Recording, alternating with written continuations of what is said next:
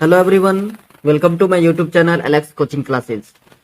तो बच्चों, क्या आपको स्ट्रीम सिलेक्शन में दिक्कत आ रही है कि साइंस लें, कॉमर्स लें, आर्ट्स लें, कौन सा स्ट्रीम चूज करें? इसमें जो दिक्कत आ रही है उस दिक्कत को सॉल्व करने के लिए आज मैं लेके आया हूँ ये वीडियो, जो बहुत ही हेल्पफुल होने वाला है। आज हम आपको बताएंगे कि किस स्टूडेंट को साइंस लेना चाहिए, किसको कॉमर्स लेना चाहिए, किसको आर्ट्स लेना चाहिए। हमारे जो सोसाइटी है उसमें क्या मिथ है, लोगों का मानना क्या है, साइंस कौन सा बच्चे लेते हैं। आप सबने सुना होगा कि साइंस जो अच्छे बच्चे होते हैं, जिनके परसेंटेज 80, 90, 95 होते हैं, वही साइंस लेते हैं। तो ऐसा कुछ भी नहीं है। ये सारे मिथ क्यों बनाए गए हैं, इसके पीछे लॉजिक क्या है, क्या ये सही है, गलत है, क्या स्ट्रीम हमें सेलेक्ट करना चाहिए, इस सब पे डिटेल डिस्कस करेंगे आज इसके वीडियो में। तो चलिए इस वीडियो को स्टार्ट करते हैं। अगर आप नए व्यूअर्स हैं तो चैनल को सब्सक्राइब कर लीजिए, बेल आइकन को प्रेस कर दीजिए, सो दैट कि आपको इस टाइप के वीडियो का नोटिफिकेशन मिलता रहे। तो चलिए स्टार्ट करते हैं। सबसे पहले देखिए, 10th के बाद आपको ये 3 स्ट्रीम देखने को मिलता है, साइंस, कॉमर्स और आर्ट्स। ठीक है। अब जैसा कि मैंने पहले बताया आपको कि हमारे सोसाइटी का एक मिथ है कि जो बच्चे बहुत अच्छे पढ़ते हैं, जिनके परसेंटेज 90, 95 प्लस होते हैं, वही उनको ही साइंस लेना चाहिए, अदरवाइज साइंस नहीं लेना चाहिए। जबकि बच्चों ये मिथ बिल्कुल ही गलत है। ऐसा कुछ भी नहीं है कि 80, 85, 90, 95 वाले ही साइंस लेते हैं। 95 वाले भी आजकल ह्यूमैनिटी ले रहे हैं। बदल रहा है, हमारा देश बदल रहा है, सोच बदल रही है। तो देखिए, साइंस, कॉमर्स, आर्ट्स में मैंने सब्जेक्ट्स नेम लिख रखे हैं कि कौन कौन से सब्जेक्ट आपको पढ़ने हैं। तो उस सब्जेक्ट को आप देखिए, अगर आपको उस सब्जेक्ट में इंटरेस्ट है तो आप साइंस ले सकते हैं, इंटरेस्ट नहीं है तो कॉमर्स लीजिए। कॉमर्स के सब्जेक्ट को देखिए, अगर आपको इंटरेस्ट है उस सब्जेक्ट में तो आप ले सकते हैं, नहीं तो फिर छोड़िए। इसमें परसेंटेज कहीं मायने नहीं रखता, कहीं पे कुछ नहीं। ठीक है। वो डिपेंड करता है कि आपका गोल क्या है, आपको क्या करना है आगे इन फ्यूचर। ठीक है। और आपको किस सब्जेक्ट में ज्यादा इंटरेस्ट है। तो ये 3 हमारे पास स्ट्रीम होते हैं, साइंस, कॉमर्स और आर्ट। सबसे पहले हम साइंस की डिस्कस कर लेते हैं। साइंस में क्या क्या है। तो देखिए, साइंस में 2 होते हैं, एक होता है मेडिकल, एक होता है नॉन मेडिकल। नॉन मेडिकल वाले जो इंजीनियरिंग करते हैं। तो मेडिकल की बात करें तो मेडिकल में जो है नॉर्मली पीसीएम जो है, फिजिक्स, केमिस्ट्री, बायोलॉजी, इंग्लिश और एक अदर लैंग्वेज, एक अदर सब्जेक्ट जो है आप चूज कर सकते हो। वो सब्जेक्ट डिपेंड करता है कि आप कौन सा ले रहे हो। आईटी ले सकते हो, आप हिंदी ले सकते हो, ठीक है, संस्कृत ले सकते हो, उर्दू ले सकते हो, कोई भी सब्जेक्ट, एक लैंग्वेज सब्जेक्ट आप चूज कर सकते हो। तो ये मेडिकल के लिए फिजिक्स आपको पढ़ना ही पड़ेगा, केमिस्ट्री पढ़ने पड़ेंगे, बायो, ये 3 मेन सब्जेक्ट हैं। इंग्लिश भी रहेंगे आपके, और 5वां जो ऑप्शनल सब्जेक्ट है उसमें आप सेलेक्ट कर सकते हो, आईटी ले सकते हो आप, जैसा कि मैंने आपको बताया, संस्कृत, हिंदी, उर्दू, कोई भी लैंग्वेज पेपर आप सेलेक्ट कर सकते हो। अब देखिए मेडिकल में क्या क्या, कहाँ कहाँ स्कोप क्या है, कहाँ जा सकते हैं। तो मेडिकल देखिए, आपको नीट क्वालिफाई कर सकते हो। मेडिकल का सबसे बड़ा एंट्रेंस एग्जाम होता है नीट, वो क्वालिफाई करके आप एमबीबीएस कर सकते हैं। ठीक है। उसका बीडीएस, बीएचयू, बहुत सारे मेडिकल कोर्सेज हैं, वो सारे आप एलिजिबल हो जाते हैं पीसीएमबी, पीसीबी लेने के बाद। PCB, physics, chemistry, biology. आप चाहो तो ऑप्शनल में मैथ भी रख सकते हो, उसको हम बोलते हैं पीसीएमबी। आप मैथ को ऑप्शनल में रख सकते हैं, कोई दिक्कत नहीं है। अगर इन सारी सब्जेक्ट में आपको इंटरेस्ट है तो आप ले सकते हैं पीसीबी या पीसीएमबी। ठीक है। आपको मेडिकल में जाना है, आपको डॉक्टर बनना है, तो आप इसको सेलेक्ट कर सकते हैं। अब आते हैं नॉन मेडिकल। अब नॉन मेडिकल जो है उसमें आपको पढ़ने पड़ेंगे फिजिक्स, केमिस्ट्री, मैथमेटिक्स, इंग्लिश और एक अदर लैंग्वेज पेपर है जो मैंने आपको बता दिए। कुछ भी आप ले सकते हो, आईटी, हिंदी, इंग्लिश, उर्दू, जितने भी हैं आपके रीजनल लैंग्वेज भी आप ले सकते हो। ठीक है। तो नॉन मेडिकल का जो है उसमें हाईएस्ट क्या है, तो बच्चे सबसे ज्यादा इंजीनियरिंग करते हैं।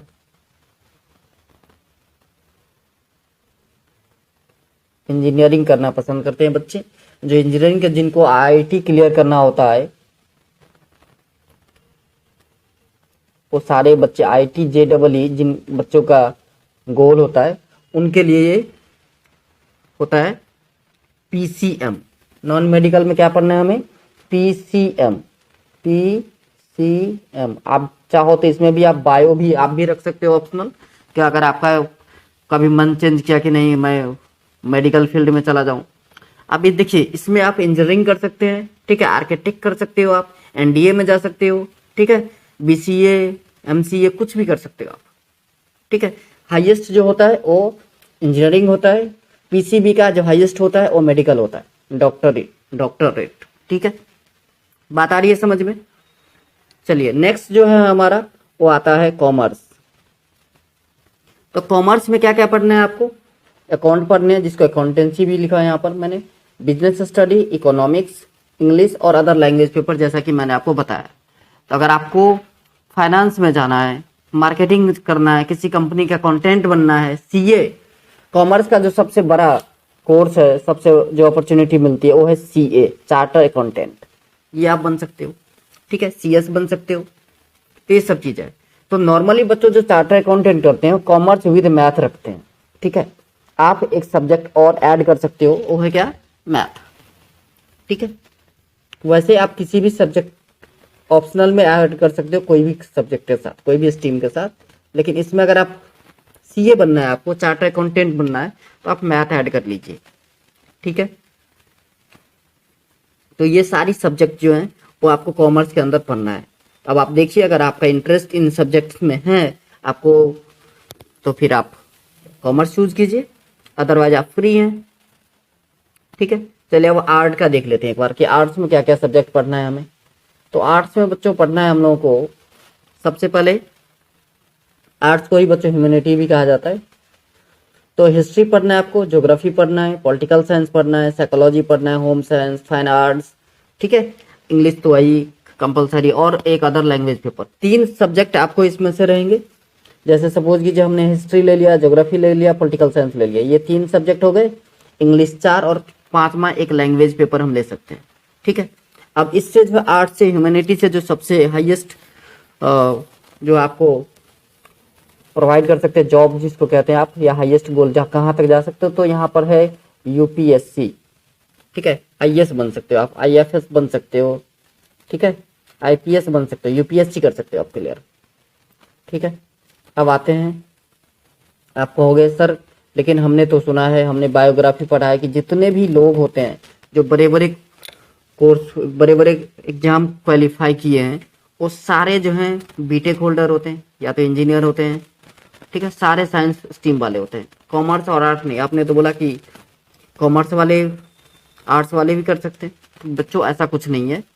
देखिए आप सबने टीना डॉबी मैम का नाम सुना होगा, उनका साइंस से कोई रिलेशन नहीं था, वो ह्यूमैनिटी आर्ट्स के स्टूडेंट थी, उन्होंने भी UPSC टॉप किया था। तो ऐसा कुछ नहीं है। मेन रीजन क्या होता है मैं आपको बताता हूँ। और हमारा जो सोसाइटी का मिथ है कि अच्छे बच्चे ही साइंस लेते हैं, या जिनके 80-90% आते हैं उनको ही साइंस लेना चाहिए, क्यों, इसको बताता हूँ। देखिए होता क्या है कि आप 80-90% 10th में स्कोर करते हो, इसके लिए आपको पढ़ना पड़ता है, आप काफी मेहनत करते हो, हार्डवर्क करते हो, पढ़ते हो आप। तो एक क्या होता है, आपको एक हैबिट बन गई है, पढ़ने की आदत बन गई है कि हम 4 घंटे 5 घंटे 8 घंटे बैठ के पढ़ सकते हैं। लेकिन कुछ बच्चे ऐसे भी हैं जो क्या करते हैं, ज्यादा देर नहीं बैठ सकते। वो कहेंगे यार हम तो बैठने पढ़ने के लिए बैठते हैं, 1 घंटे में ही बोर हो जाते हैं, 1 घंटे के बाद मुझे मन ही नहीं करता पढ़ने का, ठीक है। तो ये जितने टफ इंट्रेंस एग्जाम होते हैं, चाहे हम JEE की बात कर लें, UPSC की बात कर लें, NDA की बात कर लें, ठीक है, नाटा की बात कर लें, या जितने भी गेट की बात कर लें, कैट की बात कर लें, सारे इस सब में क्या होता है कि बहुत वास्ट सिलेबस होता है, ठीक है, और वो आपको कवर अप करनी होती है फिक्स ड्यूरेशन में।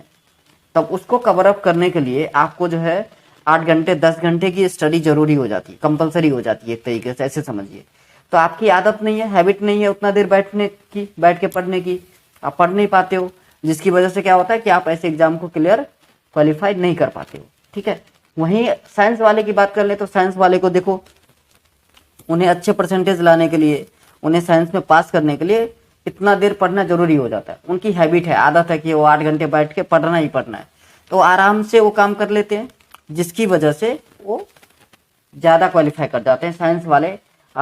इंजीनियरिंग की बात कर लें, इंजीनियरिंग स्टूडेंट की बात कर ले, तो मैं भी एक इंजीनियर हूँ, मैंने भी बीटेक किया है।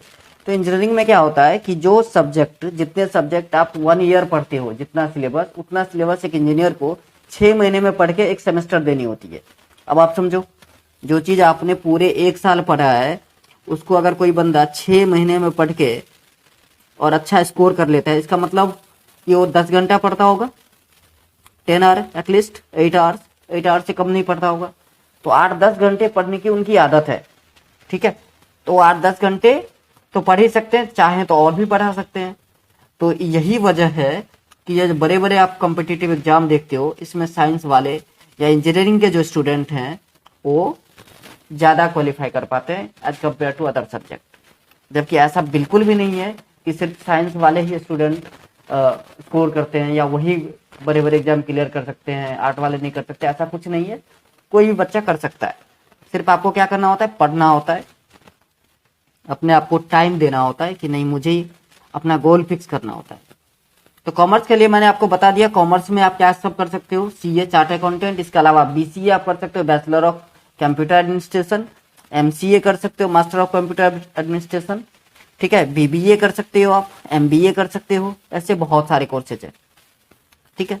इसके अलावा नेक्स्ट की बात करें ह्यूमैनिटी, तो देखिए जो जितने भी आप सब मैंने आपको बताया, बीसीए, एमबीए, एमसीए, ये ह्यूमैनिटी वाले स्टूडेंट भी कर सकते हैं, ऐसा कुछ भी नहीं है कि वो नहीं करेंगे इस सारे सब्जेक्ट। ये जो है, और एक और चीज, जितना मैं आपको बताया हूँ कॉमर्स और आर्ट में, वो साइंस वाले भी कर सकते हैं। साइंस वाले एलिजिबल हैं कॉमर्स और आर्ट के जो कोर्सेज है, जो जॉब अपॉर्चुनिटीज है, कैरियर अपॉर्चुनिटीज है, वो ले सकते हैं, कर सकते हैं। कॉमर्स वाले, आर्ट वाले सारे कैरियर अपॉर्चुनिटीज कर सकते हैं, जबकि आर्ट वाले वही, ठीक है। अब आर्ट्स वाले जो है जेड वाली का एग्जाम नहीं दे सकता, ठीक है, मेडिकल नहीं कर सकता, कॉमर्स वाले भी का सेम है, ठीक है। तो ये सब सारी चीजें हैं जो आपको ध्यान रखनी है। अब आपको डिसाइड करना है कि हमको किस सब्जेक्ट में ज्यादा इंटरेस्ट है, हमें क्या करना चाहिए, हमें कौन सा सब्जेक्ट चूज करना चाहिए, सो दैट कि हम दिक्कत ना आए, ठीक है। हमें जो है हमारी सोसाइटी के मिथ को, लोगों की जो लोग एक भाव मानना है कि अच्छे बच्चे ये सोच लेते हैं, इसको ये करना चाहिए, ऐसा कुछ भी नहीं है। आप अपने कैपेबिलिटी देखिए, आप देखिए कि मैं क्या कर सकता हूँ, हमारी कैपेसिटी क्या है, कौन सा सब्जेक्ट मुझे अच्छा लगता है, कौन सा सब्जेक्ट मैं पढ़ सकता हूँ, तो उसके अकॉर्डिंग आप चूज कीजिए। इसके अकॉर्डिंग और भी एक और तरीका है जो आप सब्जेक्ट को चूज कर सकते हो, ठीक है।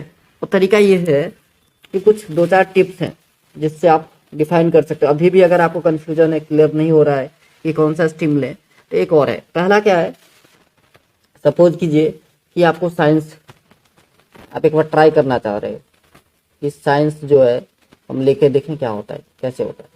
तो साइंस में देखिए, सबसे पहले आप क्या कर सकते हैं कि साइंस का सिलेबस देख लीजिए ऑनलाइन,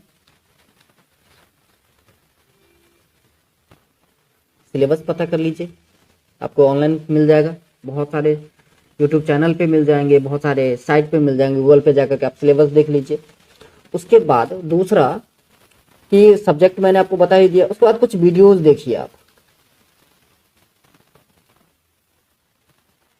ठीक है। यूट्यूब पे बहुत सारे चैनल्स हैं, मेरा भी चैनल है, बहुत सारे ऐसे चैनल्स हैं जिन्होंने वीडियो डाल रखा है साइंस के, वो वीडियोज आप देखिए, ठीक है।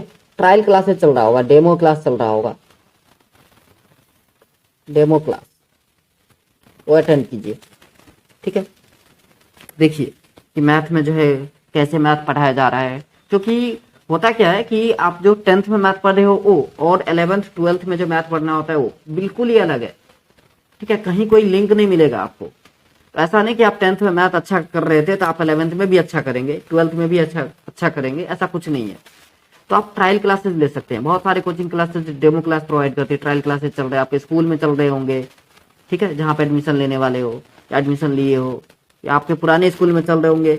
आप ट्रायल क्लास अटेंड कीजिए, डेमो क्लास अटेंड कीजिए, देखिए ये क्या सब है, कैसे पढ़ा रहे हैं, हमें समझ में आ रहा है, नहीं आ रहा है, ठीक है। तो ये 3 टिप्स जो मैंने आपको दिया है, ये आपको हेल्प कर सकता है किसी भी सब्जेक्ट को चूज करने के लिए। कॉमर्स का भी सेम ही है, आप जाइए अकाउंट की क्लास में बैठिए, देखिए अकाउंट कैसे पढ़ाया जा रहा है, अकाउंट का सिलेबस पहले पता कर लीजिए, वीडियोस देखिए ऑनलाइन, नहीं तो डेमो क्लास अटेंड कीजिए, देखिए कि हमें समझ में आ रहा है, नहीं आ रहा है, हम कर सकते हैं, नहीं कर सकते हैं, ठीक है।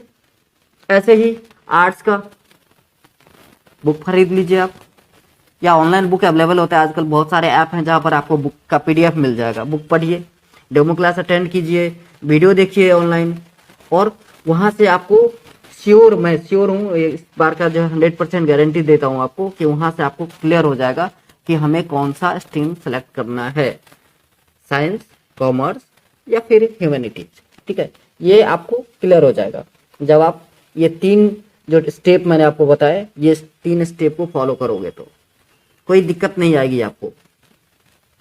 तो आप इसको ट्राई कीजिए, पता चल जाएगा। क्योंकि अगर आप सोच रहे हो कि नहीं मुझे मैथ से डर लगता है, मैथ हमसे नहीं होता है, चलो मैं PCB ले लेता हूँ। बहुत सारे बच्चों का ऐसा है कि मुझे मैथ नहीं पढ़ना, मैं तो PCB ले रहा हूँ। अरे भाई, आपने जो 10th में बायो पढ़ा है वो और 11th और 12th का बायो बिल्कुल ही अलग है। ठीक है, तो आप 10th वाला बायो मत समझिए, ये 11th और 12th का बायो है।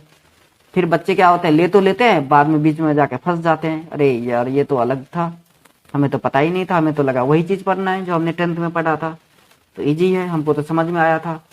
तो मैं बार बार आपको कह रहा हूँ कि 10th का और 12th का बिल्कुल ही, 11th का बिल्कुल ही अलग है। ठीक है, कहीं पे कोई लिंक अप नहीं मिलेगा। बहुत कम 1-2 टॉपिक ऐसे मिल जाएंगे जो आपको लगेगा अच्छा ये टॉपिक हमने पढ़ा था। जैसे 10th से 11th का टॉपिक को मैं जोड़ने की कोशिश करूं तो एक AP मिल जाएगा आपको, अर्थमेटिक प्रोग्रेशन, जो आपने चैप्टर 5 में पढ़ा था वो मिल जाएगा। ठीक है, और एक क्वाड्रेटिक इक्वेशन मिल जाएगा। तो क्वाड्रेटिक इक्वेशन में जहां हम 10th में पढ़ रहे थे कि D का वैल्यू <0 हो जाता है, मतलब निगेटिव हो जाता है, तो उसका रूट नहीं निकलेगा। 11th में वही आप इमेजिनरी नंबर में उसका रूट निकालना सीखोगे।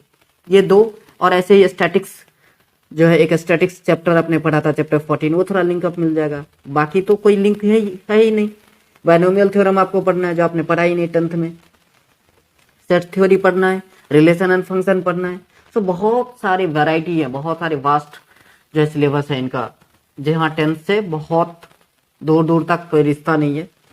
तो इसलिए आप ये जो 3 मैंने आपको बताए हैं स्टेप, इस 3 स्टेप को फॉलो कीजिए और ट्राई कीजिए फाइंड आउट करने के लिए कि हमें कौन सा सब्जेक्ट ज़्यादा सूट करता है।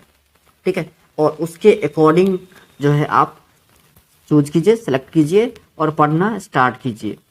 ठीक है, रिजल्ट के भरोसे। एक और चीज, कुछ बच्चे क्या होता है कि रिजल्ट का वेट करते रहते हैं कि रिजल्ट आएंगे उसके बाद जाकर के मैं स्टार्ट करूंगा। ये भी, इस पे भी मेरा मानना है कि आपने एग्जाम दिया है, आपको पता होगा कि मैं पास करूंगा या करूंगी या नहीं करूंगा या नहीं करूंगी। ठीक है, आपसे बेटर और कोई नहीं जानता होगा। आप जो एग्जाम दे के आए हो, जिस दिन आप एग्जाम दे के आए उसी दिन आपको पता चल गया होगा कि सब्जेक्ट में हम पास करेंगे या फेल करेंगे। ठीक है, तो आपसे बेटर आपको और कोई नहीं जान सकता।